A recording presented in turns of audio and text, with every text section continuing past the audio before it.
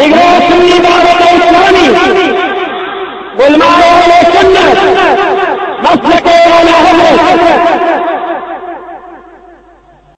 الحمد للہ رب العالمین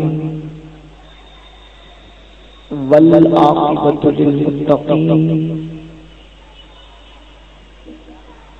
والصلاة والسلام على سید الانبیاء والمرسلین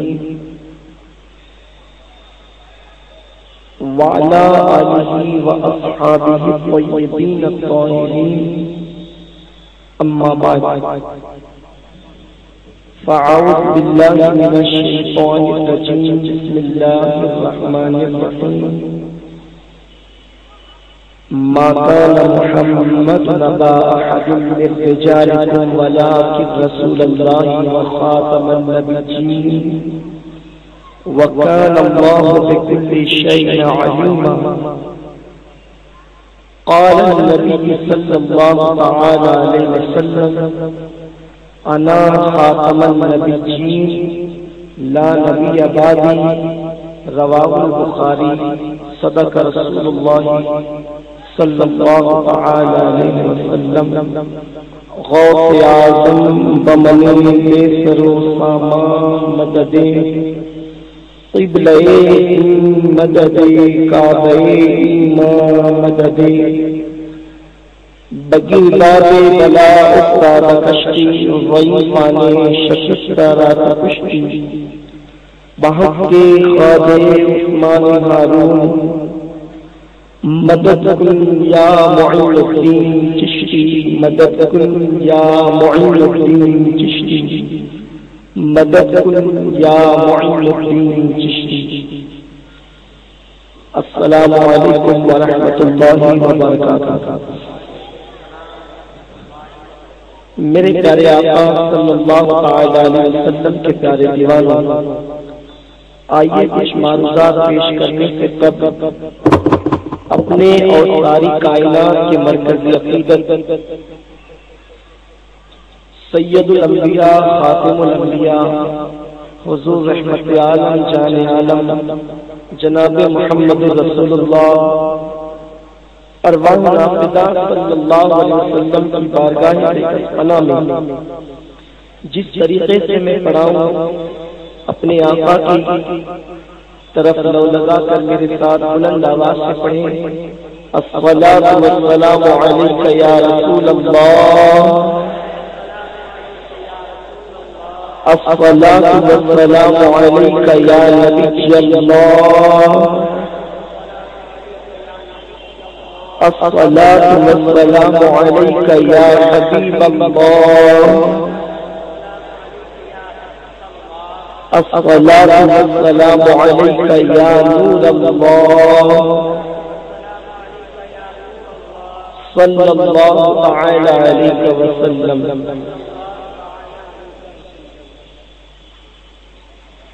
ذات بھی انتخاب وصف ہوئے لاجواب،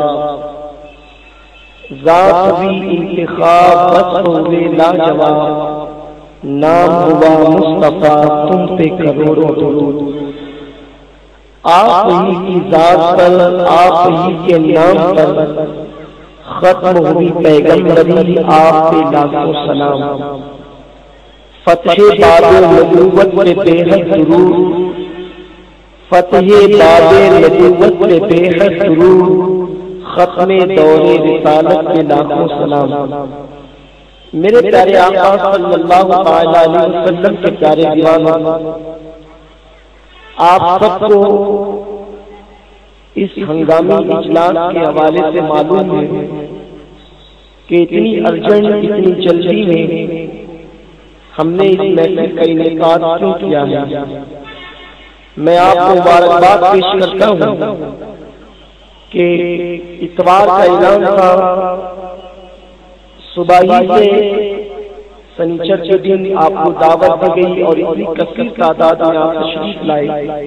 اللہ آپ کو رسول پاک کا صدقہ عطا فرمائے، آپ کا آنا قبول فرمائے، ہمارا بلانا قبول فرمائے، اور خاتم النبیین صلی اللہ علیہ وسلم ہم سب سے خوش ہو جائیں. آج کی یہ محفل بڑے ہنگامی طور پر منعقد کی گئی ہے، اور اس کی وجہ یہ ہے کہ ہمارے شہر میں منکرین ختم نبوت کا فتنہ بڑی تیزی کے ساتھ بڑھتا جا رہا ہے۔ بہت سارے بدعقیدہ پہلے ہی سے شہر میں موجود تھے، اور وہ کبھی رسول اللہ صلی اللہ علیہ وسلم کے لیے غیر، آقا صلی اللہ علیہ وسلم کے بے مثل بے مثال ہونے پر، آقا صلی اللہ علیہ وسلم کے نور ہونے پر الگ الگ انداز کے ہذیان گوئیاں کر رہے تھے، مگر شہر مالیگاؤں کے خوش عقیدہ مسلمانوں کی روح سخت اضطراب کا شکار ہوئی کہ جب اس شہر میں یہ آواز سنی گئی کہ منکرین ختم نبوت اس شہر کے اندر بڑی تیزی کے ساتھ پنپ رہے ہیں، اور منکرین ختم نبوت کا فتنہ بڑی تیزی کے ساتھ ہماری آبادی کو کھائے جا رہا ہے۔ ابھی دنیا کا معاملہ اس کا غم ہمارے دلوں سے ہلکا ہوا ہی نہیں تھا، ہماری آنکھوں سے خون ٹپک رہا ہے، ہمارا دل رو رہا ہے، دل بے چین ہو رہے ہیں کہ دشمنان اسلام نے شرارت کی کہ آقا صلی اللہ علیہ وسلم کی طرف گندی تصویر کو منسوخ کیا۔ ابھی اسی سے دل بے چین اور بے قرار تھے کہ فوری طور پر یہ بات سننے میں آئی کہ منکرین ختم نبوت اپنے پیروں کو جمانے کی کوشش کر رہے ہیں۔ ایسے وقت میں یہ بے پناہ ضروری تھا، کیونکہ قادیانیت کیا ہے، بہائیت کیا ہے، یہ دو نام عوام اہل سنت کے لیے، عوام کے لیے نئے تھے۔ کسی نے قادیانیت کو سنا بھی ہوگا کہیں، تو قادیانیت کے حوالے سے ہماری قوم کو اتنی زیادہ معلومات نہیں ہے، اس لیے لوگ پریشان تھے کہ آخر کیا ہے، شہر میں کیا چل رہا ہے۔ اور قدرت کی طرف سے چونکہ اللہ تبارک و تعالیٰ ایسا شر لاتا ہے جس میں خیر کا پہلو چھپا ہوتا ہے، قدرتی طور پر یہ بھی ہوا کہ جو لوگ ختم نبوت کے منکر ہیں ان کی ہی طرف سے اخبارات میں قادیانی اور بہائیوں کے حوالے سے ان کی مخالفت میں مراسلے، سرگرمیاں وغیرہ پڑھی گئی، سنی گئی، دیکھی گئی۔ تو ہم نے سوچا کہ قوم کو ایسے حالات میں اگر حقیقت حال نہ بتائی گئی تو لوگ نہ جانے کہاں جا کر اپنا ایمان کھو بیٹھیں گے۔ امام اہل سنت اعلیٰ حضرت نے اپنی قوم کے ایمان کے تحفظ کی خاطر قوم کو بڑی دل سوزی کے ساتھ آگاہ کیا تھا۔ سونا جنگل، رات اندھیری، چھائی بدلی کالی ہے، سونے والے جاگتے رہو، چوروں کی رکھوالی ہے، آنکھ سے کاجل صاف ڈالے یا وہ چور بلا کے ہیں، تیری گٹھی تاکی ہے اور تو نے نیند نکالی ہے۔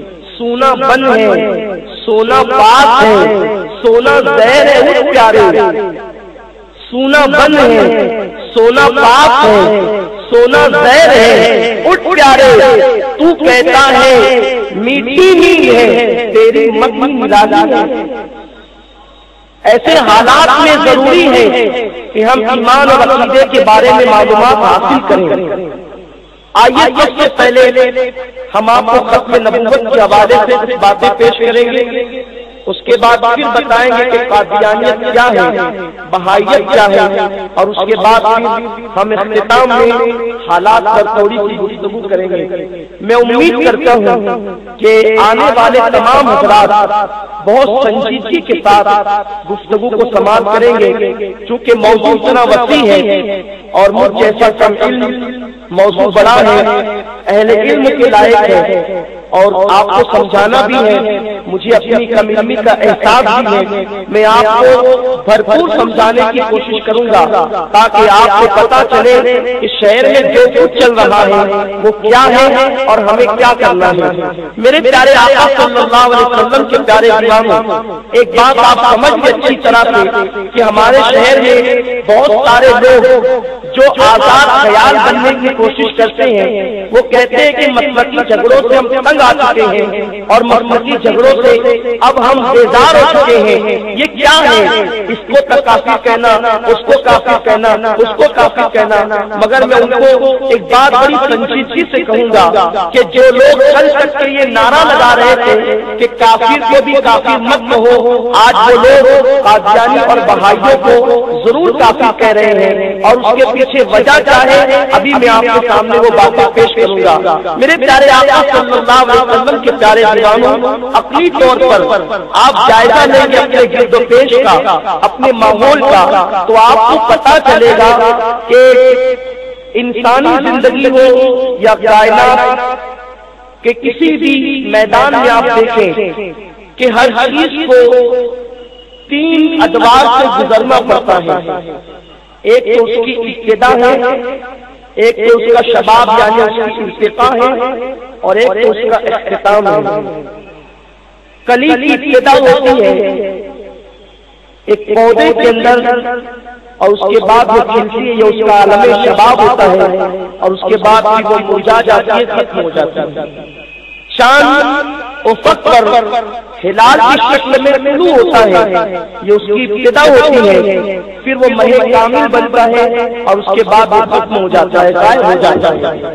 میرے پیارے آقا صلی اللہ علیہ وسلم کے پیارے دیوانوں، اسی طرح انسان پیدا ہوتا ہے، وہ بچہ ہوتا ہے، پھر وہ جوان ہوتا ہے، پھر وہ بوڑھا ہوتا ہے اور وہ اختتام کو پہنچ جاتا ہے۔ ابتدا، عالم شباب، ارتقاء اور اختتام۔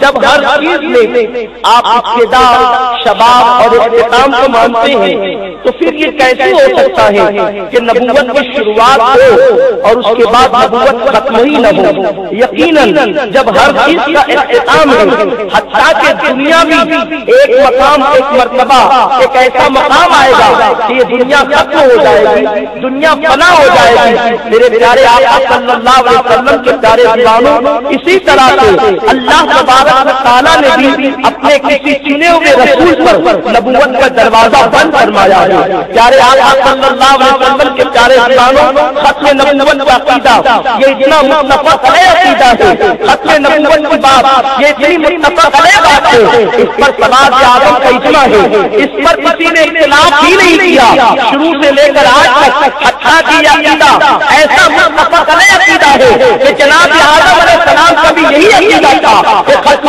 نبوت کسی پہ ختم ہوگی۔ میرے پیارے آقا صلی اللہ علیہ وسلم کے پیارے دیوانوں، آج میں آپ کو بتاؤں، امام بہقی رحمۃ اللہ تعالیٰ علیہ دلائل النبوہ میں ارشاد فرماتے ہیں کہ سیدنا آدم علیہ نبینا علیہ السلام اللہ کے وہ برگزیدہ نبی ہے، اللہ کا برگزیدہ پیغمبر ہے۔ جب ان سے لغزش ہوئی، قطع اشتہادی ہوئی تو حضرت آدم علیہ السلام نے عرض کیا تھا، اے اللہ میں محمد کا وسیلہ لے کر تیری بارگاہ میں توبہ کرتا ہوں، تو میری لغزش کو معاف فرما۔ اللہ تبارک و تعالیٰ نے فرمایا، آدم یہ بتاؤ کہ تم نے محمد کو کیسے جانا؟ حضرت آدم نے عرض کیا، اے اللہ جب میں نے میرے اندر جو پھونکی گئی تو نے اپنی وہ میرے اندر داخل فرمائی، تو جب میں نے آنکھیں کھولی تو میں نے عرش کے اوپر تیرے نام کے ساتھ تیرے محبوب کا نام لکھا ہوا دیکھا، لا الہ الا اللہ محمد رسول اللہ میں نے لکھا ہوا دیکھا۔ میں جان گیا کہ تو نے اپنے نام کے ساتھ جس کا نام لکھا ہو وہ کوئی معمولی ذات نہیں ہوگی۔ اللہ تبارک و تعالیٰ نے ارشاد فرمایا، آدم تو نے سچ کہا کہ وہ محمد اگر اسے پیدا کرنا مقصود نہ ہوتا تو میں تجھ سے بھی پیدا نہ کرتا، نہ کائنات کو پیدا کرتا۔ وہ محمد میرا محبوب ہے اور میرا آخری نبی ہے۔ حضرت آدم علیہ السلام کو اللہ تبارک و تعالیٰ نے حضور صلی اللہ علیہ وسلم کے خاتم النبیین ہونے کے بارے میں بتایا، اور یہ بات کوئی ڈھکی چھپی بات نہیں تھی بلکہ روایتوں میں آتا ہے حضرت آدم علیہ السلام کی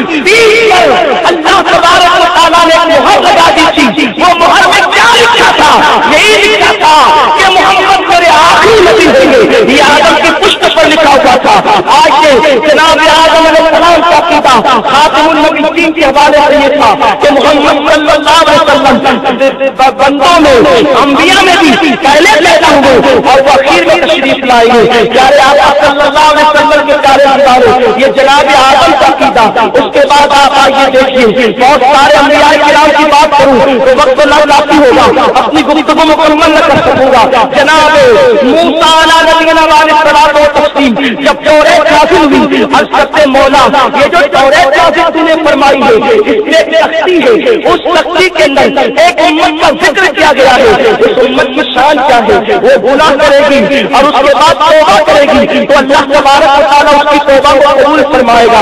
وہ امت کی شان یہ ہوگی وہ جہاں چاہے گی وہاں سجدہ کرے گی، اس کے لیے پوری روئے زمین کو مسجد بنا دیا جائے گا۔ اس امت کی شان یہ ہوگی اسے اللہ تبارک و تعالیٰ بسم اللہ الرحمن الرحیم عطا فرمائے گا، اسے اللہ سورہ فاتحہ عطا فرمائے گا، اسے اللہ ماہ رمضان عطا فرمائے گا۔ اس امت کا ذکر کیا ہے؟ حضرت موسیٰ نے کیا مولا تو وہ امت کا نبی مجھے بنا دے۔ اللہ نے ارشاد فرمایا اے موسیٰ نہیں، بلکہ اس امت کا نبی تو میرا محبوب ہے جو تمام نبیوں کا خاتم ہے، جو آخری نبی ہے۔ میرے پیارے آقا علیہ الصلوۃ والتسلیم کے پیارے دیوانوں اور آپ دیکھتے چلے گئے اللہ اکبر۔ آج ایک روایت اور پیش کر دوں، جناب کعب احبار رضی اللہ تعالیٰ عنہ یہ آج ہے رسول پاک صلی اللہ علیہ وسلم سے پہلے جو کتابیں نازل ہوئی ہیں ان کتابوں کے بہت بہترین عالم تھے، بلکہ امام اہل سنت اعلیٰ حضرت فتاوی رضویہ شریف کے ان کے والد کے حوالے سے لکھا ہے کہ جناب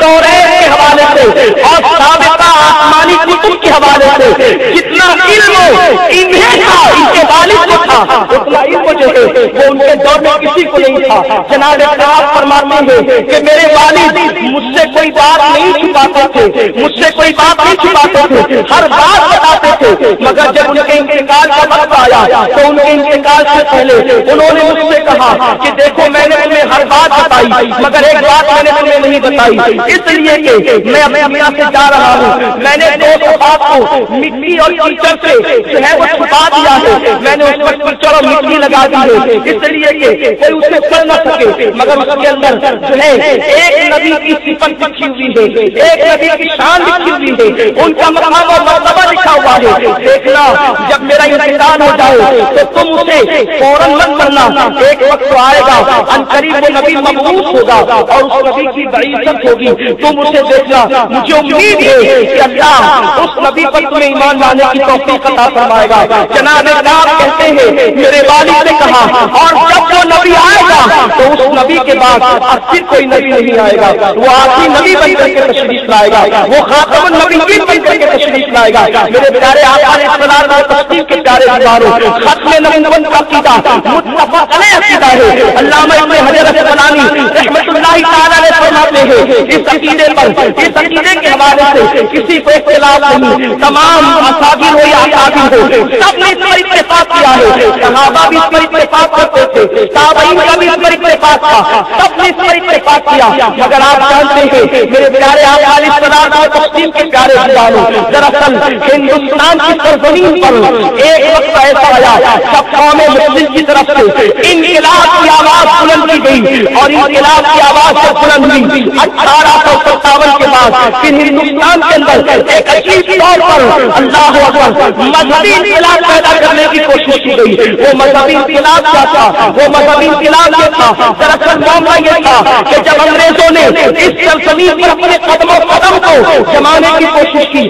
اپنے ہو یا غیر ہو، میں ان سے گزارش کرتا ہوں کہ بہت غور سے آپ اس کو سماعت کریں، خاص طور پر طلبہ توجہ سے سنیں تاکہ آپ کو پتا چلے حقیقت کیا ہے۔ میرے پیارے آقا علیہ الصلوۃ والتسلیم کے پیارے دیوانوں 1857 کا جو انقلاب تھا انگریزوں کو ہندوستان سے بے دخل کرنے کا، اس زمانے میں اللہ اکبر انگریزوں نے دیکھا کہ مسلمانوں کی طرف سے یہ انقلاب کی آواز اٹھی ہے، سب سے پہلے جہاد کا فتویٰ دینے والا ہند کی زمین پر اگر کوئی ہے تو وہ ایک سنی عالم دین ہے جو یا نبی سلام علیہ کا مدینے کی طرف رخ کر کے پڑھتا ہوتا ہے جس کے دل میں غریب نواز کی محبت اللہ اکبر شعلہ بن کر کے ایسی بھڑکتی ہے کہ وہ اہل بیت نبوت کی محبت کے اندر جب بے چین ہوتا ہے تو اس کی آنکھیں رات بھر اشک بہاتی ہے. وہی فضل خیر آبادی جس کے قلب کے اندر نبی و آل نبی کی محبت ٹوٹ کر بھری تھی اور فضل خیر آبادی نے انگریزوں کے خلاف جہاد کا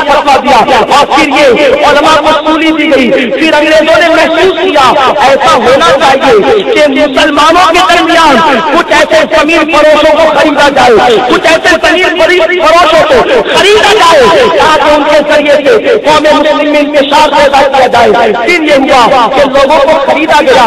انہی میں ایک نام غلام احمد قادیانی کا بھی آتا ہے. یہ شخص جو ہے نام کے اعتبار سے, کردار کے اعتبار سے, انداز زندگی کے اعتبار سے, نفرت کے اعتبار سے, علم و عمل کے اعتبار سے جو ہے وہ اللہ اکبر سماج کا ناسور بنا ہوا تھا. اس شخص کی کیفیت یہ تھی, اس کا قوت حافظہ کمزور تھا. اس کی کیفیت یہ تھی کہ یہ انتہائی حرام چور آدمی تھا. اور یہ میں صرف اپنے غصے کی بنیاد پر نہیں کہہ رہا ہوں بلکہ میرے پاس کتابوں کے حوالے میں میں ابھی آپ کے سامنے کتابوں کے حوالے بھی پیش کروں گا. یہ شخص اس کا باپ حکیم تھا. اس کے باپ کی انگریزوں نے جو ہے وہ جائیداد ضبط کر لی تھی, چھین لی تھی. اس کے باپ نے انگریزوں سے اپنی اس جائیداد کو حاصل کرنے کے لیے انگریزوں کے ساتھ بات کرنا شروع کیا. کیونکہ غلام احمد قادیانی عربی اور فارسی تھوڑی ٹھیک جانتا تھا. ٹھیک کیا بلکہ اس زمانے کی اور جو ہے آفسوں میں پڑھی جانے والی, سنی جانے والی, عربیہ پیش کی جانے والی زبان فارسی زبان تھی. اور چونکہ عربی زبان مسلمانوں کی مذہبی زبان کہلاتی ہے, وہ قرآن مقدس کی زبان ہے, وہ مصطفیٰ جان احمد کی زبان ہے, اس لیے عربی تو لوگوں کو پڑھائی ہی جاتی تھی. اس زمانے میں یہ ہوا کہ غلام احمد قادیانی کو نوکری دے دی گئی. انگریزوں نے نوکری دی اور چونکہ غلام احمد قادیانی کا نیچر یہ تھا کہ اسے دنیا اسے جو ہے وہ دنیا کی بڑی محبت تھی, دولت کی محبت تھی اور وہ اپنی تاریخ کو خوب پسند کرتا تھا. تو انگریزوں نے غلام احمد قادیانی کو اٹھانے کی کوشش کی, اس لیے کہ ان لوگوں نے پہلے سر سید کو خریدا, پھر کسی کو خریدا, پھر کسی کو خریدا, مگر چونکہ وہ لوگ اس قدر اثر انداز نہیں ہو پا رہے تھے. اس کی وجہ یہ تھی کہ وہ حضرات جو ہے کسی کا تعلق جو ہے وہ دنیاوی ایجوکیشن سے تھا, کسی کا تعلق کسی پیشے سے تھا, کسی کا تعلق کسی مدرسے سے تھا. برطانیہ کی حکومت ہندوستان میں باضابطہ طور پر کوئی جھوٹا نبی پیدا کرنا چاہتی تھی اور چونکہ ایسا ممکن تھا ان کے لیے, اللہ کے رسول صلی اللہ علیہ وسلم نے ارشاد فرمایا کہ میرے پاس میری امت دعوت میں میری امت کے کچھ لوگوں میں 30 ایسے جھوٹے پیدا ہوں گے جو اعلان نبوت کریں گے اور وہ سب کے سب جھوٹے ہوں گے, وہ سب کے سب جھوٹ ہوں گے. پیارے آقا علیہ السلام اور تسلیم کے پیارے دیوانوں, یہ ممکن تھا. عقیدہ خلق نبوت اتنا روشن عقیدہ ہے کہ قرآن اس کا اعلان کرتا ہے ما کان محمد ابا احد من رجالکم ولکن رسول اللہ وخاتم النبیین, کہ محمد تمہارے مردوں میں سے کسی کے باپ نہیں ہے, وہ تو خاتم النبیین ہے, وہ تو پچھلے نبی ہے, وہ اللہ کے رسول ہے, پچھلے نبی ہے. پیارے آقا علیہ السلام اور تسلیم کے پیارے دیوانوں, پھر غلام احمد قادیانی کو خریدا گیا. کیوں خریدا گیا؟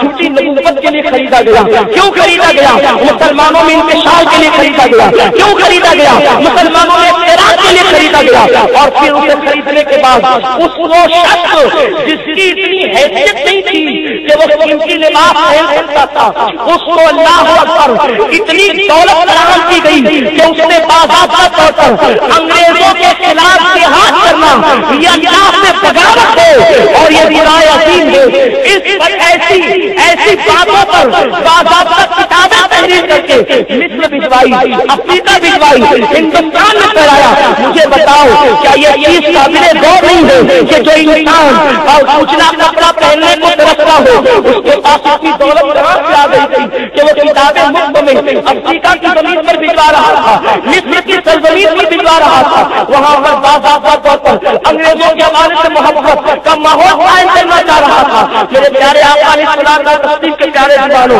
اس شخص کو پھر جھوٹے نبی کی حیثیت سے پیش کیا گیا, مگر وہ ڈائریکٹ نبی نہیں نہیں ہو گیا، بلکہ پہلے اس نے اللہ اکبر مجدد ہونے کا دعویٰ کیا، امام ہونے کا دعویٰ کیا، مہدی ہونے کا دعویٰ کیا، پھر اس نے مسیح ہونے کا دعویٰ کیا، اور بعد میں اس نے اپنی جھوٹی نبوت کا اعلان کر دیا۔ میرے پیارے آقا علیہ السلام و تسلیم کے پیارے دیوانوں، آپ سوچتے ہوں گے آخر اس نے اعلان نبوت کیا ہے تو آخر اس میں کیا غلط بات ہے، اس میں کیا معاملہ ہے؟ تو آئیے اس نقطے کی طرف آپ کی سمجھ کے لے جاؤں۔ آپ جانتے ہیں یہ آیت مبارکہ جو میں نے پڑھی ہے، ما کان محمد ابا احد من رجالکم، اس آیت کو جو میں نے پڑھا ہے اکثر مفسرین آپ جلالین اٹھا کر کے دیکھیں، در منصور اٹھا کر کے دیکھیں، روح البیان اٹھا کر کے دیکھیں، ضیاء القرآن سے لے کر صاحب نعیم تک دیکھیں، بلکہ میں تو یہ کہتا ہوں رئیس المفسرین حضرت عباس سے لے حضرت ابن عباس سے لے کر کے حضرت نعیمی تک اٹھا کر کے دیکھیں، سب اسی بات پر اتفاق کرتے ہیں کہ یہ آیت مدح میں نازل کی گئی ہے، اس آیت کا تعلق مدح سے ہے، یہ حضور کی تاریخ میں نازل کی گئی ہے، آقا کی مدح میں نازل کی گئی ہے۔ آخر میں آپ سے پوچھنا چاہتا ہوں کہ بیٹے کا باپ ہونا یہ بہت بڑی فضیلت کی بات ہے، اللہ اکبر، مرد کا باپ ہونا یہ بہت بڑی فضیلت کی بات ہے، مگر فرعون جب رسول اللہ کی فضیلت بیان کرتا ہے تو کیا کہتا ہے؟ ابا احد من رجالکم ولکن رسول اللہ وخاتم النبیین، کہ محمد صلی اللہ علیہ وسلم تمہارے مردوں میں سے کسی کے باپ نہیں ہے۔ عام انسان کو مرد کا باپ ہونا فضیلت کے طور پہ گنایا جاتا ہے، مگر رسول اللہ کے لیے فضیلت یہ بیان کی جا رہی ہے کہ وہ مردوں میں سے کسی کے باپ نہیں ہے۔ ایک لڑکا ہوتا ہے، ایک مرد ہوتا ہے، جو لڑکا نابالغ ہوتا ہے اسے لڑکا کہتے ہیں، اور جب بالغ ہو جاتا ہے تو مرد کہتے ہیں۔ اتنی بات آپ کو سمجھ میں آ گئی۔ رسول اللہ صلی اللہ علیہ وسلم کو باختلاف روایات 4 یا 2 بیٹے تھے، جو 2 بیٹے کہتے ہیں وہ کہتے ہیں محمد اور ابراہیم، وہ کہتے ہیں قاسم اور ابراہیم 2 بیٹے تھے، اور طیب و طاہر ان کے لقب تھے، اور جو 4 بیٹے کہتے ہیں وہ کہتے ہیں قاسم ابراہیم طیب طاہر 4 بیٹے تھے۔ بہرحال 4 ہو یا 2 ہو، مگر 2 کی مزارات کی زیارت ہم نے کی ہے۔ جناب قاسم کا مزار حضرت خدیجہ کے بالکل بازو میں ہے، اور جناب ابراہیم کا مزار جنت البقیع میں جناب ماریہ کے بازو میں موجود ہے۔ 2 مزارات تو ہے، اس پر اتفاق کرتا ہے کہ رسول اللہ کے 2 بیٹے تھے، مگر وہ بالغ ہونے سے پہلے اس دنیا سے انتقال کر گئے، دنیا سے تشریف لے گئے۔ میں پوچھنا چاہتا ہوں جس رسول کی نگاہیں اٹھتی ہے تو قبلہ بدل جاتا ہے، جس رسول کی انگلی اٹھتی ہے تو چاند کا ٹکڑا ہو جاتا ہے، جو رسول اشارہ کرتے ہیں تو سورج چلا جاتا ہے۔ اس رسول کے 2 ننھے بچوں کا انتقال جوانی کی دہلیز پر قدم رکھنے سے پہلے کیوں ہو گیا؟ جبکہ آپ دیکھیں جناب ابراہیم کا انتقال ہوا تو رسول اللہ کو دنیا میں روتا ہوا دیکھا، آنکھوں پہ اشک جاری دیکھے، آقا نے رویا، آنسو بہایا، ہم دل کو پہنچے تبھی تو آنسو بہایا، دل کو تکلیف پہنچی تبھی تو آنسو بہایا۔ مولا تیرے محبوب کے بچے تھے، تو انہیں زندگی دیتا تاکہ محبوب خوش ہوتے، مگر اللہ نے زندگی کیوں نہیں دی؟ وہ بچپن میں دنیا سے کیوں چلے گئے؟ آؤ مسلمانوں اس نقطے کو سمجھنے کی کوشش کرو اور پھر دیکھو یہ چٹانے وقت، یہ ملون وقت جو قادیان کی زمین میں چل رہا ہے اس کی حیثیت کیا ہے؟ رسول اللہ کے بیٹوں سے افضل کون ہو سکتا ہے روئے زمین پر؟ آنے مصطفیٰ سے افضل کون ہو سکتا ہے روئے زمین پر؟ رسول اللہ کے دونوں بیٹوں کو بالغ ہونے سے پہلے دنیا سے اٹھا لیا گیا۔ کیوں اٹھایا گیا؟ وجہ یہ تھی 2 باتیں ہوتی۔ اگر آقا کے بیٹے جوان ہوتے، آقا کے بیٹے جوان ہوتے، زکریا نبی ان کا بیٹا یحییٰ علیہ السلام، یوسف نبی ان کے بیٹے نبی، یعقوب نبی ان کے بیٹے نبی۔ اگر حضور صلی اللہ علیہ وسلم کے بیٹے جوان ہو جاتے اور اللہ تعالیٰ ان کو نبوت عطا کرتا، اگر بیٹوں کو نبوت ملتی تو پھر محبوب خاتم النبیین نہیں رہ جاتے، نبی آخری نبی نہیں رہ جاتے۔ اور اگر نبوت نہیں دیتا، چونکہ اللہ نے پہلے سے ان کا خاتم ہونا لکھ دیا، کائنات ہی خاتم النبیین کے لیے بنی تھی، پہلے پیدا کر کے آخری میں بھیجا تھا، یہ فیصلہ بہت پہلے ہو گیا تھا۔ اور فیصلہ کب ہوا تھا اس کا وقت کوئی نہیں بتا، جب وقت بھی نہیں تھا اب فیصلہ ہو رہا تھا، لفظ فیصلہ بھی نہیں تھا تب بھی فیصلہ ہو چکا تھا۔ اگر رسول پاک کے بیٹے کو نبوت دی جاتی تو محمد آخری نبی نہیں رہتے اور محبوب آخری نبی نہیں رہتے، تو یہ محبوب کی شان کے خلاف تھا، یہ محبوب کے مرتبے کے خلاف تھا۔ نبوت دیتا تو خاتم النبیین نہیں رہتے اور نبوت نہیں دیتا تو جناب عیسیٰ اور موسیٰ کے ماننے والے کہتے تمہارا نبی تو سب فضیلت کا جامع ہے، ہمارے نبی بھی نبی ان کا بیٹا بھی نبی، تمہارا نبی نبی ان کا بیٹا نبی نہیں۔ نبوت دیتا تو آخری نبی نہیں رہتے اور نبوت نہیں دیتا تو مصطفیٰ کی شان کو لوگ گھٹاتے۔ اللہ تبارک و تعالیٰ کے فیصلے پر قربان جائے محبوب، تیرا دل اگر بیٹے کی وجہ سے دکھتا ہے گوارا کر دیں گے، مگر تیرے بیٹوں کو جوان ہونے سے پہلے موت دے دیں گے، نہ کوئی تیری شان کو گھٹا سکے گا نہ تیری حاکمیت میں کوئی فرق آ سکے گا۔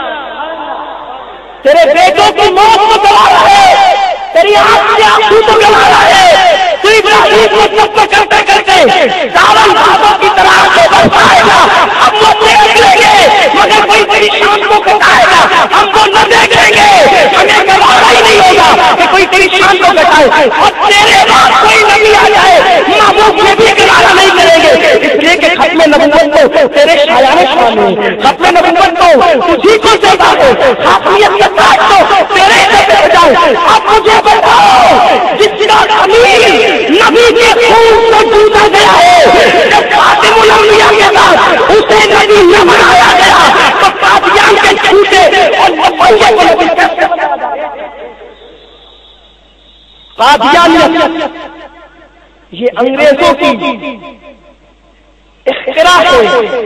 غلام احمد قادیانی کو سب سے پہلے عیسائی پادریوں سے اٹھایا گیا اور عیسائی پادریوں کو باضابطہ طور پر اللہ اکبر یہ کہا گیا کہ غلام احمد قادیانی کو مناظرے میں جیتنے کا موقع دیا جائے۔ پھر وہ مناظرے کرتا رہا اور عیسائی پادریوں سے جیتتا رہا، مسلمان اس کے معتقد ہوتے رہے، پھر وہ امام بنا، مجدد بنا اور نبی بن گیا۔ اس کے عقیدے کتنے خراب ہیں، کتنے گھٹیا ہے، تقریباً 80 یا اس سے کچھ زائد اس نے کتابیں بھی لکھی ہیں، جھوٹی کتابیں، مکر اور فریب پر مبنی کتابیں۔ اس کی کتاب کے چند عقائد جو کفریہ عقائد ہیں آپ کے سامنے پیش کرتا ہوں، دھڑکتے ہوئے دل سے سنو۔ مسلمانوں تمہارا ایمان سب سے اہم ہے، تمہارا عقیدہ سب سے اہم ہے۔ اگر تم نے اسلام کے 99% عقائد کو مانا اور قرآن و سنت پر مبنی ایک عقیدے کا انکار کر دیا تو تم مسلمان نہیں رہ جاؤ گے، کافر ہو جاؤ گے۔ وہ اور لوگ ہیں کہ سارے فکر بگے جائے پھر بھی مسلمان ہیں، وہ اپنے ظلم باطل کے اندر تو اپنے آپ کو مسلمان سمجھ رہے ہیں مگر وہ مسلمان نہیں ہیں۔ کل لا الہ الا اللہ کے تقاضے ہیں، جب تک کہ اس تقاضے پر پورا نہیں کیا جائے گا کوئی مومن رہ نہیں سکتا، ایمان لانا رہ نہیں سکتا۔ کلمے کے تقاضے کو پورا کرنا ہوگا، صرف کلمہ پڑھ کے کام نہیں چلے گا۔ آج یہ آپ کو بتاؤں وہ ظالم منحوس مردود ملعون کہتا ہے کہ مجھ پر وہی آتی ہے، اور جب مجھ پر وہی آتی ہے تو جو وہی آتی ہے وہ ہر زبان میں آتی ہے۔ محمد پر وہی تو صرف عربی زبان میں آتی تھی، مجھ پر وہی ہر زبان میں آتی ہے۔ اور وہ طالب کہتا ہے کہ مجھ پر انگریزی میں جو فرشتہ وہی لاتا ہے اس کا نام کسی ہے، اس کا نام کسی ہے، اور پھر جب وہ وہی لاتا ہے تو وہی میں وہ کہتا ہے کہ اللہ تعالیٰ مجھ سے انگریزی میں کہتا ہے آئی لو یو معاذ اللہ رب العالمین۔ یعنی آج کل نوجوان جن گندے ڈائلاگ کو، جن گندی باتوں کو، گندے جملوں کو کسی لڑکی کو اور کسی عورت کو کہتے ہیں، وہ ظالم اللہ کے حوالے سے کہتا ہے کہ اللہ مجھے فرشتے کے ذریعے سے ایسے الفاظ بھیجتا ہے، اور جانتے ہیں اب اپنے اللہ کے بارے میں اس ظالم کی گالی سنو، اور میں تمہیں تمہارے ایمان کی غیرت کا بات کہتا ہوں۔ ذرا سمجھو مسلمانوں، سمجھو مسلمانوں، عمل کی کوتاہی میدان قیامت میں اللہ قریب معاف کر دے گا، مگر عقیدے کی کوتاہی معاف نہیں کرے گا، وہ کفر کو معاف نہیں کرے گا۔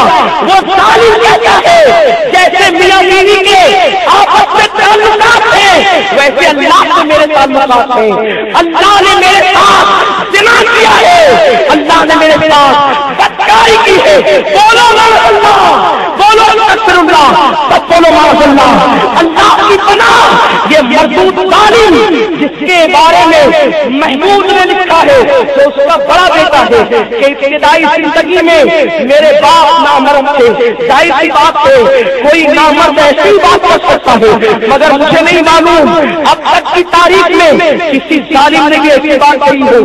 اللہ اکبر، اس نے اللہ تبارک و تعالیٰ کے الزام ٹھوکا کہ اللہ نے میرے ساتھ زنا کیا ہے، اور سننا اس حمام میں کتنے ننگے ہیں ابھی میں وہ بھی آپ کو بتاؤں گا، تاکہ آپ کو پتا چلے کہ غلام احمد قادیانی تنہا نہیں ہے ان گالیوں کے پیچھے، اس کے پیچھے بہت بڑا گروپ ہے، بہت بڑی ٹولی ہے۔ اور سن لینا، امین القادری یہاں سے نہیں جائے گا اس وقت تک اس گراؤنڈ سے جب تک کہ میرے بولے ہوئے الفاظ میں ثابت نہ کر لوں۔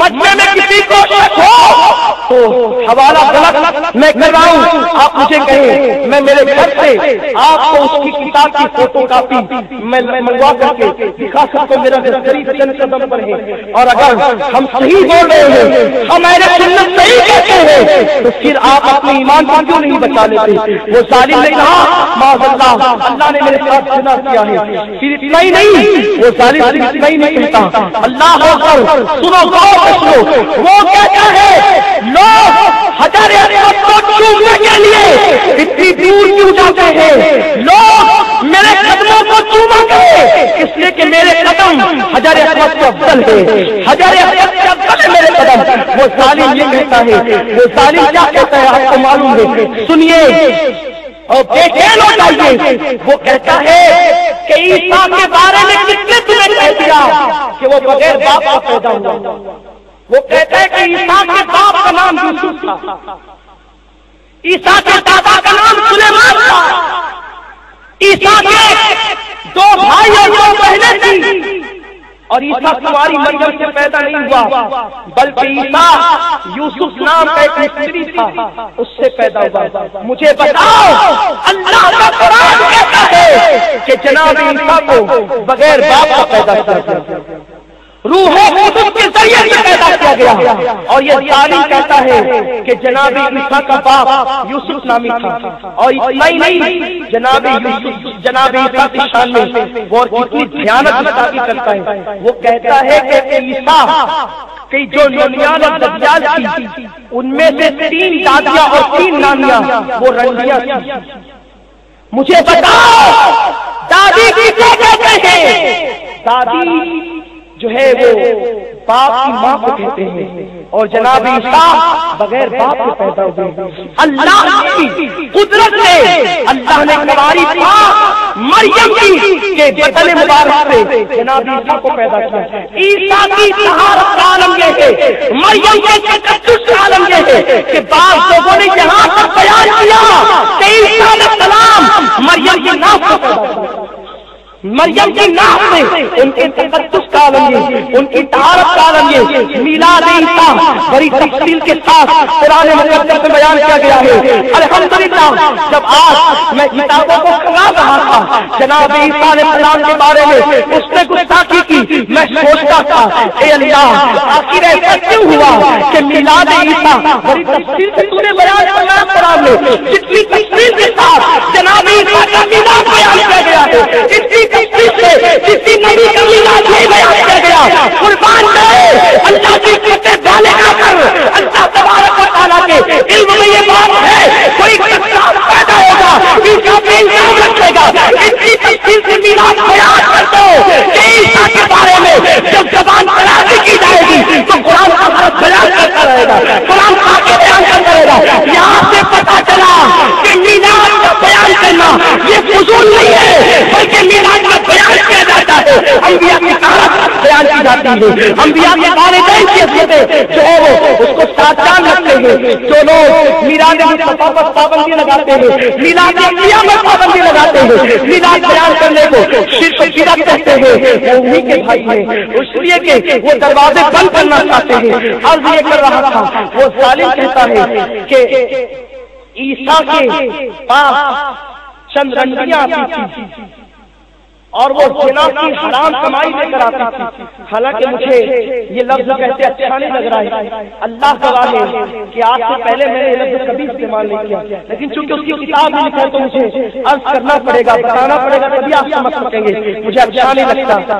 ٹھیک ہے، میں اس کو فاحشہ عورت کہہ دیتا ہوں۔ اصل میں اس لیے بہت جملے نقل کر رہا ہوں کہ مجھ پر الزام نہ لگے کہ یہ اپنی طرف سے کہتے ہیں، کیونکہ ہم ایک فرقے کا رد کتابوں سے کرتے تو بولتے ہیں کہ عبادتیں کاٹ کاٹ کے پڑھتے ہیں، اوپر سے پڑھو نیچے سے پڑھو، اوپر سے پڑھو کہ نیچے سے پڑھو، خطبے سے لے کر وما علینا الا البلاغ کہیں بھی پڑھو، جو ہم بیان کرتے ہیں اور جو مطلب نکالتے ہوئے کہیں سے ہی پڑھیے۔ تو بہرحال وہ کہتا ہے کہ فاحشہ عورتیں آتی تھی عیسیٰ کے پاس اور زنا کی کمائی کہیں سے لے کر آتی تھی اور عیسیٰ کے بدن پر ملتی، عیسیٰ کے پیروں میں اپنے سروں کو رکھتی تھی اور اپنے بالوں سے عیسیٰ کے پیروں کی جاروں کشی کرتی تھی، اس کے پیروں پر جھاڑو لگاتی تھی۔ یہ وہ ظالم کا عقیدہ ہے، وہ ظالم یہ کہتا ہے۔ اتنا ہی نہیں، اللہ اکبر، آئیے رسول پاک کے بارے میں قرآن کی جو آیت ہے اللہ فرماتا ہے وما ارسلناک الا رحمۃ للعالمین۔ اس آیت کو پتہ ہے اس نے کیا کہا کہ یہ وما ارسلناک الا رحمۃ للعالمین، یہ آیت مبارکہ قرآن کے اندر میں میرے لیے نازل فرمائی اور اس کو کتاب کا نام ہے انجام اعظم، اور اس نے اس کے صفحہ نمبر 78 پر یہ بات لکھی ہے کہ اللہ نے مجھے تمام کائنات کے لیے رحمت بنا کر بھیجا ہے۔ مجھے بتاؤ آپ کو جو اپنی بیوی کے لیے رحمت ثابت نہ ہو سکا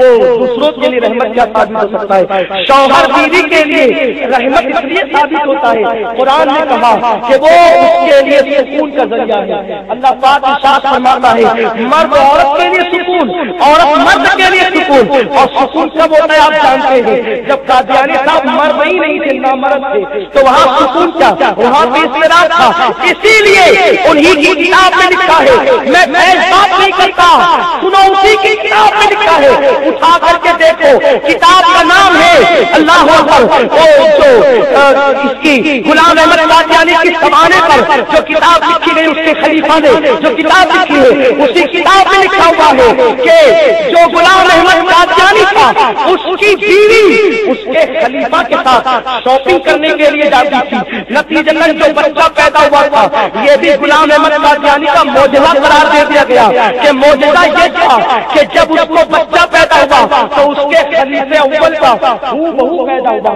قدرت اپنے محبوب کے گستاخوں کو کیسا ذلیل کرتی ہے کہ اللہ اکبر، جو بات چھپنے کی تھی اسے اللہ نے کیسا ظاہر کیا کہ جو بچہ خلیفہ کے زنا سے پیدا ہوا وہ اس کا بہو پیدا ہوا تاکہ دنیا دیکھے اور پہچان جائے۔ اس لیے کہ اللہ پاک معاف فرمانے والا ہے، محبوب کے گستاخ کو کبھی معاف نہیں کرتا، محبوب کے گستاخ کو کبھی معاف نہیں کرتا۔ اور یہ ظالم کیا کہتا ہے اللہ اکبر، ازالہ اوہام کے صفحہ نمبر 688 پر یہ لکھتا ہے کہ حضرت محمد صلی اللہ علیہ وسلم کو جو وحی اور الہام ہوتے تھے وہ غلط ہوا کرتے تھے، معاذ اللہ۔ رسول اللہ پر جو وحی آتی تھی اور جو الہام ہوتے تھے معاذ اللہ، کہتا ہے وہ غلط نکلتی تھی، وہ غلط ہوتی تھی۔ کہتا ہے موسیٰ علیہ السلام جو پیشن گوئیاں کرتے تھے وہ بھی غلط ہوا کرتی تھی۔ جناب ابراہیم علیہ السلام کے جو معجزے کا ذکر قرآن نے کہا دیا ہے کہ 4 پرندوں کو لیا جائے، ان کا قیمت لیا جائے، تفصیلات جانتے ہیں، اور انہیں اڑایا جائے، تو کہتا ہے یہ ابراہیم کا معجزہ نہیں تھا بلکہ ابراہیم کا شوق تھا۔ وہ کہتا ہے اب ذرا سنیے دل پر ہاتھ رکھ کر کے سنیے، ان قادیانیوں کو، ملعونوں کو اپنے گھروں میں جگہ مت دیجیے، ان کو بیٹھنے مت دیجیے، ان کو محلوں میں آنے مت دیجیے۔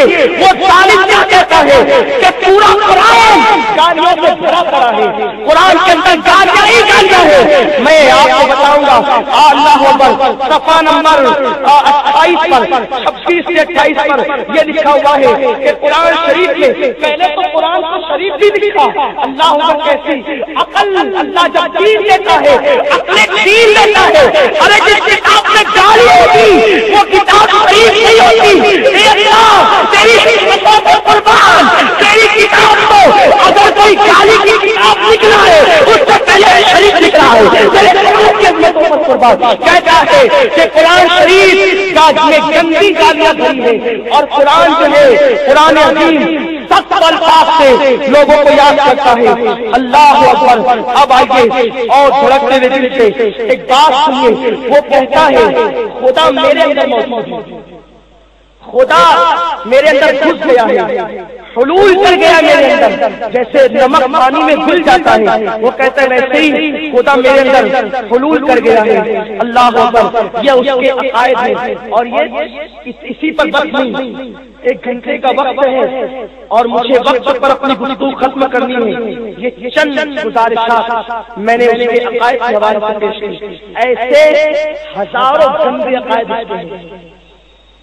کتابیں اس کی فوٹو کاپی ہمارے پاس موجود ہیں، ہم بتائیں گے آپ کو جب ضرورت پڑے گی۔ تو اب ایک سوال یہ اٹھتا ہے، غور کریں آپ، توجہ دیں، ایک سوال یہ اٹھتا ہے کہ غلام احمد قادیانی نے نبوت کا دعویٰ کیا، وہ نبی ہوا کیا؟ وہ نبی جھوٹا نبی ہوا کیسے؟ اس کے پیچھے ماحول کس نے بنایا؟ اخبارات میں ہیرو بننے سے کام نہیں چلتا، چوری کرنے کے بعد، ڈاکہ ڈالنے کے بعد صدیقوں کی طرح باتیں کرنا تو ان سے سیکھے۔ کتنا واویلا، ان کا رد کرو رد کرو، آؤ اس کو ہموار کس نے کیا، اس کی راہ کو۔ یہ کتاب ہے، اس کا نام ہے تنزیل الناس۔ اگر دیوبندی مکتبہ فکر کے لوگ آئے ہیں میں ان سے معذرت چاہتا ہوں، برا نہیں مانے، میں مذاق میں اڑانے بیٹھا ہوں، حقیقت کا کبھی مانو۔ تم کہتے ہو کہ تم لوگ کافر کہتے ہو، ہم کافر کیوں کہتے ہیں؟ آج دیوبندی حضرات قادیانیوں کو کافر کہہ رہے کہ نہیں کہہ رہے ہیں؟ کہہ رہے ہیں۔ تو دیوبندیوں کے نزدیک قادیانیوں کا عقیدہ کفر ہے، وہ ان کو کافر کہتے ہیں، اور ہمارے نزدیک قادیانیوں کا عقیدہ بھی کفر ہے اور دیوبندیوں کا عقیدہ بھی کفر ہے، اس سے ہم دونوں کو کافر کہتے ہیں۔ کہاں گئی آپ کی وہ پٹی جو آپ عوام کو پڑھاتے تھے کافر کو کافر مت دو؟ آپ کہہ رہے ہو نا کہنا پڑ رہا ہے نا، تو یاد رکھو اسلام کسی کی رعایت نہیں کرتا، جو قرآن کی ایک آیت کا بھی انکار کرے وہ کافر ہے، جو نص کا انکار کرے کوئی کسی ہو۔ اگر معاذ اللہ اہل سنت میں کوئی آدمی قرآن کی ایک آیت کا انکار کر دے وہ اہل سنت سے خارج ہو جائے گا، کافر ہو جائے گا، ہم اس کی رعایت نہیں کریں گے۔ تو یہ کتاب ہے تنزیل سے سنو، اس کا نام ہے تنزیل الناس، اس کے مصنف ہے لکھا ہے حجت الاسلام حضرت مولانا قاسم نانوتوی۔ یہ جتنے قاسمی بن کر کرتے ہیں اسی قاسم کی نسبت سے یہ قاسمی لگاتے ہیں۔ اب آئیے سنجیدگی سے سنیے، سنیوں ہنس کر کے باتیں اڑانے کی عادت چھوڑ دو۔ یہاں سے سن کر جاتے ہو اور کہتے ہو یہ تو مولویوں کے جھگڑے، ہمیں زندگی گزارنا ہے، کاروبار کرنا ہے، جینا ہے، تم ہے رسول اللہ کے باغیوں کے ساتھ زندگی گزارنے پر۔ ارے تنہا ایک دن کی مومن کی زندگی دیو، موت اور زندگی دونوں کو پر ناش کرے۔ نبی کا کلمہ بھی پڑھتے ہو اور نبی کے غداروں سے ساتھ بات بھی کرتے ہو، مولویوں کا جھگڑا کرتے ہو۔ تنہا مولوی جنت میں جائیں گے، جنت میں جانے کی بات آتی کہتے ہیں جنت ہمارے پاس کی ہے۔ ارے جس رسول کو اللہ نے مالک جنت بنایا، جب تک کہ اس رسول کے وفادار نہیں بنو گے تم جنت میں نہیں جا سکتے۔ مالک جنت میرا رسول ہے، اگر تم اپنے باپ کے وفادار بیٹے ہو تو تمہارے باپ کو کوئی گالی دیتا ہے، کتنا ہی مکی آپ کی مسجد کا امام ہو اس کے پیچھے نماز پڑھتے ہو؟ بولو، اس امام کی بیٹی کو اپنے گھر بہو بنا کر لاتے ہو؟ نہیں۔ ارے ظالمو، جب تمہارے باپ کو کوئی گالی دے تم اس سے رشتہ نہیں رکھتے، جو نبی کو گالی دے اس سے رشتہ کیسے رکھتے ہو؟ کل میدان محشر میں رسول اللہ پوچھیں گے کیا ثبوت ہے تیرے پاس تو میرا عاشق ہے؟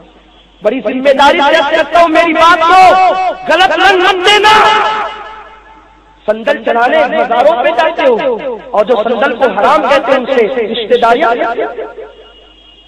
جمعہ کے دن مصطفیٰ جان رحمت میں لاکھوں سلام مسجدیں جو اپنی مسجدوں میں پڑھتے ہو، اور جو آقا کو اپنے جیسا بشر ان کی خاصیت کا انکار کرتا ہے اس سے رشتے داری کرتے ہیں۔ یہ تہذیب الناس، وقت کم ہے۔ یہ قاسم نانوتوی جو دیوبند کے دارالعلوم دیوبند کے بانی ہیں، اب سنو وہ کیا لکھتے ہیں۔ صفحہ نمبر 41 ہے، مکتبہ تھانوی دیوبند سے چھپی ہے، اور اتفاق سے یہ جو کتاب ہے میں نے مالیگاؤں ہی سے خریدی ہے، کیونکہ کہتے ہیں نا یہ سنی کچھ چھپاتے ہیں۔ کبھی کبھی اللہ گواہ، اللہ کی عزت و جلال کی قسم، رات کے آخری پہر میں جب اٹھنا ہوتا ہے اور اعلیٰ حضرت کی کتابیں یاد آتی ہیں تو آنکھ سے آنسو نکلتے ہیں۔ ہم سنیوں کے پاس اتنے پیسے نہیں کہ ہم اعلیٰ حضرت کی تمام کتابوں کو چھاپ سکیں، ہمیں کیا ضرورت ہوئی ان گندی کتابوں کو مالیگاؤں سے خریدا ہے، مگر یہ ہے مکتبہ تھانوی دیوبند، اس میں وہ لکھتے ہیں کیا لکھتے ہیں غور سے سنو، بلکہ اگر بالفرض بعد زمانے نبوی صلی اللہ علیہ وسلم کوئی نبی پیدا ہو، پیدا ہونے کا مطلب کیا سب سمجھتے ہیں نا؟ پیدا ہونے اسے کہتے ہیں نہیں تھا اور دنیا میں یعنی نیا آنے والا، نیا آنے والے کو کہتے ہیں، سمجھ رہے نا؟ پیدائش اسی کو کہتے ہیں۔ بعد زمانے نبی یعنی رسول اللہ کے زمانے کے بعد اگر کوئی نبی پیدا ہو یعنی نیا نبی آ جائے تو پھر بھی خاتمیت محمدی میں کچھ فرق نہ آئے گا، یعنی حضور جو آخری نبی ہے، اگر حضور پاک کے بعد کوئی نبی نیا آ جائے تو حضور خاتم النبیین برقرار رہیں گے، حضور کے خاتم النبیین ہونے میں کوئی فرق نہیں آئے گا۔ یہ دروازہ قاسم صاحب نے کھولا کہ اگر حضور کے بعد کوئی نیا نبی آئے تو فرق نہیں پڑے گا۔ قادیانی کو انگریزوں نے تیار کر رکھا تھا، قاسم نانوتوی سے کہا کہ تم لکھو کہ نئے نبی آنے سے فرق نہیں پڑے گا، اور ادھر اس کو تیار کر کے رکھا۔ دیوبند سے لکھوایا کہ نیا نبی آنے سے فرق نہیں پڑے گا، اور قادیان سے کھڑا کر دیا کہ جب فرق نہیں پڑے گا میں نبی بن کر آ جاؤں۔ بات سمجھ میں آئی؟ اب یہ میں نہیں کہتا، اب آئیے کتاب کا نام ہے افادات قاسمیہ،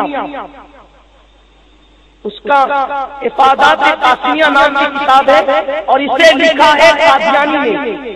کس نے لکھا ہے؟ قادیانی نے۔ اب سنو، قادیانیوں نے قاسم صاحب کی عبارت کا کیا فائدہ اٹھایا؟ ہم لڑتے ہیں تو کہتے ہیں نا کہ یہ زبردستی لڑتے، دیوبندی حضرات سے سنجیدگی کے ساتھ توجہ چاہتا ہوں۔ قادیانیوں نے کس کی بات کا فائدہ اٹھایا؟ قادیانی کیسے پھلے پھولے؟ اس میں دیوبند کا بڑا ہاتھ ہے۔ میں نہیں کہتا یہ قادیانیوں کی کتاب سے پڑھ کے سناتا ہوں آپ کو، حالانکہ میرے ہاتھ میں یہ جو اقتباس ہے وہ اس کتاب کا ہے، لیکن کتاب میرے ہاتھ میں افادات قاسمیہ نہیں ہے، ہم آپ کو دھوکہ نہیں دیں گے، لیکن افادات قاسمیہ ہے، اس کا صفحہ نمبر ہے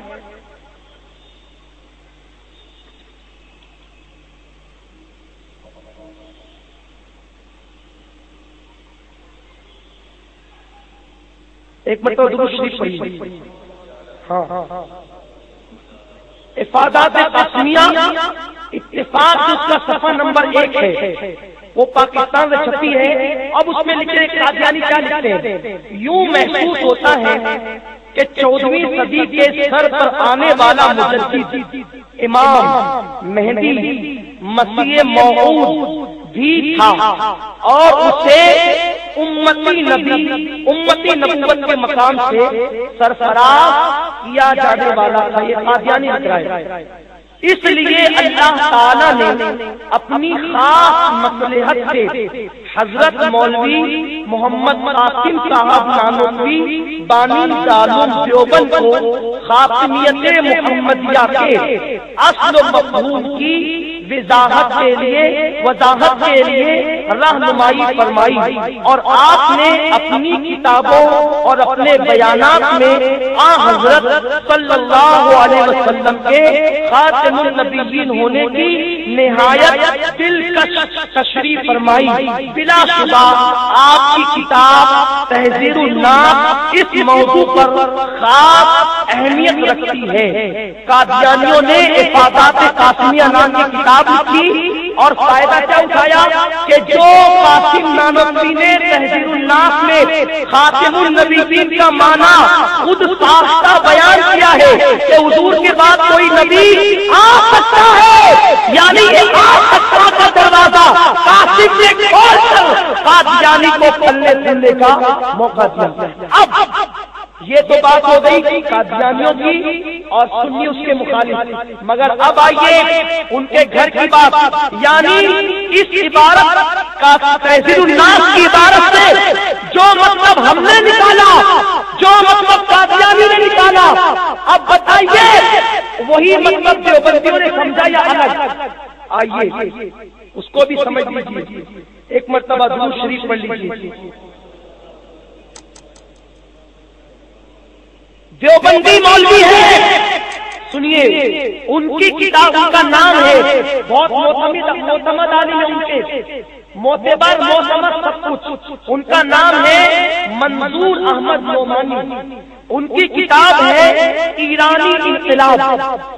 اب وہ کیا لکھتے ہیں دیکھیے، تحذیر الناس کی کتاب ہے نا، اس کے بارے میں لکھتے ہیں یہ عقیدہ کہ ختم نبوت کا سلسلہ ختم نہیں ہوا، رسول اللہ صلی اللہ علیہ وسلم کے بعد بھی کوئی نبی آ سکتا ہے.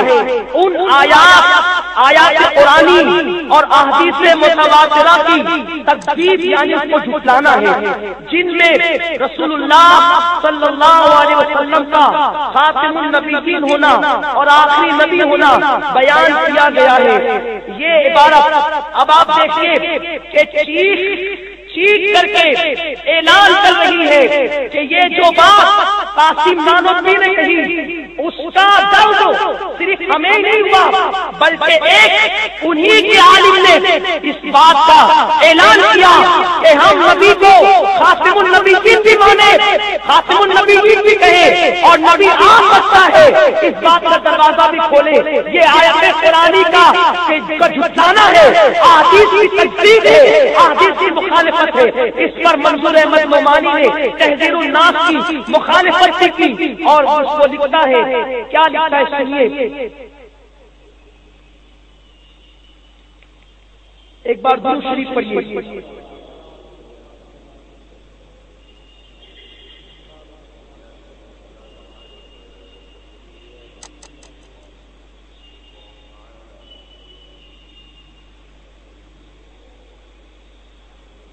یہ لکھتا ہے قادیانیوں کو اس سے استدلال ملا کہ روح محمدی تو بہرحال فنا نہیں ہوئی، وہ آج بھی کہیں نہ کہیں موجود ہے. کوئی وجہ نہیں کہ پہلے اس نے ہزاروں انسانوں کو نبوت بخشی تو اب نہ بخشے. اس پر جو ہے باضابطہ طور پر جو ہے وہ دیوبندی جماعت کے مولوی باضابطہ طور پر احتجاج کیا. اور اپنے آپ سے پوچھنا چاہتا ہوں، آج جو لوگ قادیانیوں کا رد کر کے ہیرو بن رہے ہیں وہ ختم نبوت کے عقیدے سے کوئی دلچسپی نہیں، ان سے متاثر ہونے کی کوئی ضرورت نہیں. وہ صرف اس لیے ہیرو بننا چاہتے ہیں کہ یہ جو یہاں پر جو قادیانیت کا بہائیت کا کام کر رہا ہے وہ شخص انہی کے مدرسہ اسلامیہ کا فارغ ہے، وہ دیوبندی ہے، اس لیے وہ سارے حضرات چاہتے ہیں کہ ہم اپنی پوزیشن کو صاف کر لیں، اور جو ہماری بدنامی، ہمارا کچا چکا جو کھلنے والا ہے، یا جو لوگ ہم سے اسلام پر ٹوٹنے والے ہیں، اس کی وجہ سے ہم محفوظ ہو جائیں۔ اس لیے مکر و فریب میں آنے کی ضرورت نہیں۔ تحذیر الناس لکھ کر دروازہ کھولا قاسم نانوتوی نے، اور اس کے بعد جو ہے اللہ اکبر قادیانی اس میں سے داخل ہو کر اس نے جھوٹی نبوت کا اعلان کیا۔ سنیو، ایک بات کا، ایک ضرورت دین کا انکار کرنا، ضروریات دین میں سے کسی ایک بات کا انکار کرنا پورے اسلام کا انکار ہے۔ اس لیے ہوش کے ناخن لو، قادیانیوں سے بھی بچو، غیر مقلدوں سے بھی بچو، دیوبندیوں سے بھی بچو، ان سب سے بچو، کیونکہ رسول پاک صلی اللہ علیہ وسلم نے فرمایا میری امت میں 73 فرقے ہوں گے، 72 جہنم میں جائیں گے، ایک جنت میں جائے گا۔ وہ جنت میں جانے والا اگر فرقہ ناجیہ کوئی ہے تو وہ ہمارا اہل سنت و جماعت ہے، ہم ہی جنت میں جائیں گے۔ اور سن لو، یہ میرا یوں ہی دعویٰ نہیں، اگر دیوبندیوں کو اتنا جو اپنے آپ پر کرنا ہے کہ وہ لوگ خاتم النبیین کے معنی پر حقیقت سے قائم ہے، تو سنو، جس دن قادیانی آ کر کے کھڑے ہو کے مناظرے کے لیے، اس دن کوئی دیوبندی تحذیر الناس کا جواب نہ دے سکے گا۔ اگر ان کے سوالوں کا جواب کوئی دے گا تو سنی عالم دین ہوگا، امام احمد کا غلام ہوگا۔ کیوں ٹائم ختم ہو رہا ہے؟ کیونکہ جب پاکستان میں تاریخ چلا ہے، پاکستان میں ختم نبوت کی تحریک چلی تھی، تو اس وقت جب قادیانیوں کو غیر مسلم اقلیت قرار دینے کی بات آئی تھی تو دیوبندی پارلیمنٹ میں موجود تھے۔ قادیانیوں نے کہا ہمارا جو اعلان نبوت غلام قادیانی نے کیا ہے وہ تحذیر الناس کی بنیاد پر ہے۔ اس وقت دیوبندی مولوی پیچھے دیکھے اور کہا گیا تھا اس کا جواب اگر کوئی دے گا وہ امام احمد رضا کے خلیفہ کا بیٹا شاہ احمد نورانی دے گا، اور علامہ عبدالعلیم صدیقی کے بیٹے شاہ احمد نورانی نے اس کا جواب دیا تھا۔ سنیوں کی ہماری ذمہ داری ہے، اگر جنتی بننا چاہتے ہو تو آج نبی کی محبت تم سے مطالبہ کر رہی ہے، وفادار رسول بن جاؤ۔ جیسے دعویٰ نے قربانی دی تھی پہلے چھوٹے نبی کے مقابلے میں، ویسے قربانی دو، کم از کم نہیں کچھ کر سکتے سنیو، ان سے نفرت نہ کرو، انہیں سلام مت کرو، وہ تمہارے نبی کے غدار ہے۔ جب مسلمہ کذاب نے جھوٹی نبوت کا دعویٰ کیا، صدیق اکبر نے کہا جس نے جھوٹی نبوت کا دعویٰ کیا میں اس میں جنگ کروں گا۔ حضرت صدیق اکبر کی بارگاہ میں صحابہ آئے، کہنے لگے امیر المومنین آپ سے تو اسامہ کا لشکر بھی روانہ کرنا ہے، آپ سے تو مانین زکات سے بھی جنگ کرنا ہے، آپ اگر مسلمہ کے مقابلے میں لشکر بھیجو گے تو مدینہ تنہا ہو جائے گا۔ مدینے کا لشکر جب تین جگہ پہنچے گا تو مدینے والوں کو کیا ہوگا؟ آقا کی آنکھیں ابھی ابھی بند ہوئی ہے، لوگ مل کر کے مدینے میں حملہ کر دیں گے، مدینے والوں کا کیا ہوگا؟ سنو، غیرت ایمانی سنو، وفادار کے دل کی آواز سنو، جنتیوں کا آواز سنو۔ صدیق اکبر کہتے ہیں میں تینوں طرف لشکر روانہ کروں گا، تین مکمل ہو گیا ہے، گستاخ رسول پر بھی لشکر جائے گا اور صحابہ پر لشکر بھی جائے گا، مانین زکات پر بھی حملہ ہوگا۔ سنو، میں یہ گوارا کروں گا کہ مدینے والوں کے گوشت کو جنگل کے جانور نوچ نوچ کر کے کھا لے، مجھے یہ گوارا ہوگا، مگر جھوٹا نبی زمین پر زندہ ہے، مجھے یہ گوارا نہیں ہوگا۔ اور پھر صدیق اکبر نے یمامہ کی زمین پر لشکر روانہ کیا، اس دجال، اس جھوٹا نبی جسے دنیا مسلمہ کذاب کہتی ہے، یعنی وہ اپنے دور کا قادیانی دجال، جب اس پر صحابہ نے حملہ کیا معلوم ہے کیا ہوا؟ اس نے صحابہ کو پکڑ لیا، اس دجال نے صحابہ کو پکڑا اور کیا کیا معلوم ہے؟ صحابہ کا ہاتھ کاٹا اور کہا بولو میں اللہ کا نبی ہوں۔ صحابہ کرام وہ حافظ قرآن تھے، خاص حفاظ قرآن تھے، انہیں پکڑ کر کے ہاتھ کاٹے کا کون اللہ کا نبی ہوں۔ ان لوگوں نے کہا نہیں، محمد رسول اللہ ہوا خاتم النبیین، محمد اللہ کے رسول ہے اور وہ خاتم النبیین ہے، ان کے بعد کوئی نبی نہیں ہو سکتا۔ پھر اس کے بعد پیر کاٹا اور کہا دونوں میں نبی ہے، کہا نہیں وہی آخری نبی ہے، ان کے بعد کوئی نبی نہیں ہو سکتا۔ زبان کاٹی، آنکھیں نکالی اور جلتے ہوئے تیل کے کڑاؤ میں ان صحابہ کو ڈال دیا گیا۔ وہ کہتے رہے محمد رسول اللہ خاتم النبیین، جان دے دی مگر انہوں نے ایمان نہیں دیا۔ سنیوں، تمہارے پاس قادیانیوں کے پاس اتنی دولت ہے، وہ دولت لے کر آئیں گے، وہ مال لے کر آئیں گے، وہ تمہیں لالچ دیں گے کہ تمہارے بچوں کی پڑھائی کا خرچہ اٹھائیں، وہ تمہیں ہر اعتبار سے عیش کی طرف بلائیں گے، مگر رسول اللہ کے غلاموں، دوستوں کا جا نثار کرنے والوں، تم کسی سڑک کے کنارے پر بغیر لباس کے اس رسول میں زندگی گزار دینا، مگر قادیانیوں کی دولت کی طرف کبھی نگاہ اٹھا کر کے مت دیکھنا، کیونکہ یہ دنیا چند دن کی ہے، یہ زندگی چند دن کی ہے۔ آج الحمدللہ یہ بات خلاصے سے ثابت ہو گئی کہ قادیانی اور دیوبندی الگ الگ۔ کسی کو برا لگے یہاں سے دیکھ لے، اگر اپنے مولویوں کو جا کر بتانا ہے تو بتا لے۔ دیوبندی عوام سے میری گزارش ہے، کہاں تم چلے گئے؟ سنیوں سے میری گزارش ہے، ان سے متاثر نے کہاں چلے گئے؟ توبہ کرو، صرف اہل سنت، صرف اہل سنت۔ اور اگر یہ بات نہیں ہے، یہ بات غلط ثابت ہوتی ہے تو اسی پیراڈائز سے باہر مت نکلنے دینا، جو سزا چور کو دیتے ہو مجھے بھی دینا۔ اور اگر میں بات صحیح کہہ رہا ہوں، خدا کے لیے ایمان بچا۔ آقا نے فرمایا جس کے دل میں ذرہ برابر بھی ایمان ہوگا وہ جہنم میں نہیں جائے گا۔ ذرہ برابر ایمان سے جاؤ، انہیں جانا، انہیں مانا، نہ رکھا غیر کے کام۔ للہ الحمد میں دنیا سے مسلمان گیا اور یہ قادیانیت جو نہیں ہے شہر میں، درس قرآن کے نام پر، درس حدیث کے نام پر، یہ درس قرآن کے نام پر، میں کہتا ہوں اب بھی تم جاؤ گے کسی کی محفل میں جاتے ہیں، منع کرو، کہتے ہیں مولانا صرف دیکھنے جا رہے ہیں۔ ارے دیکھنے بھی مت جاؤ، رسول پاک نے فرمایا جب دجال آئے گا تو کچھ لوگ ایمان والے کہلائیں گے اور دیکھنے جائیں گے، دیکھنے جائیں گے اسی کو کریں گے۔ ارے دیوار میں کچھ رنگ آپ لگاؤ، تنہا رنگ لگتا ہے مگر جب نکالو تو وہ دیوار کا کوئی نہ کوئی حصہ لے کر کے نکلتا ہے۔ اس لیے ان کی محفلوں میں مت جاؤ، درس قرآن میں مت جاؤ، آپ کو درس قرآن سننا ہے، علماء اہل سنت کی محفل میں سنو۔ آپ کو اگر قرآن سمجھنا ہے کوئی ترجمہ مت کرو، اگر ترجمہ پڑھنا ہے تو کنز ایمان کرو، اس سے ایمان محفوظ ہوگا۔ آپ کو میری گزارش ہے ایمان بچاؤ، سیکھنا ہمارا کام ہے، بتانا ہمارا کام ہے۔ اگر آپ نہیں سمجھے، ہم نے حجت تمام کر دی، ہم نے ساری باتیں کھول کر بیان کر دی، اگر آپ اب بھی نہیں مانے تو پھر جواب آپ کو قیامت کے دن دینا ہوگا۔ اب میں اسی پر اپنی بات کو ختم کرتا ہوں، جاتے جاتے تمام لوگوں کے لیے ایک بات کہتا ہوں، قادیانیت میں مزید آپ کو اگر کچھ پڑھنا ہے تو قادیانیت کا علمی محاسبہ الیاس برنی کی لکھی ہوئی کتاب ہے، اسے پڑھیے انشاءاللہ، اور اس سے اور بہتر بہت مختصر اور جامع جو ہے وہ آپ کو یہ کتاب پڑھے گی امام اہل سنت کی جو ہے ختم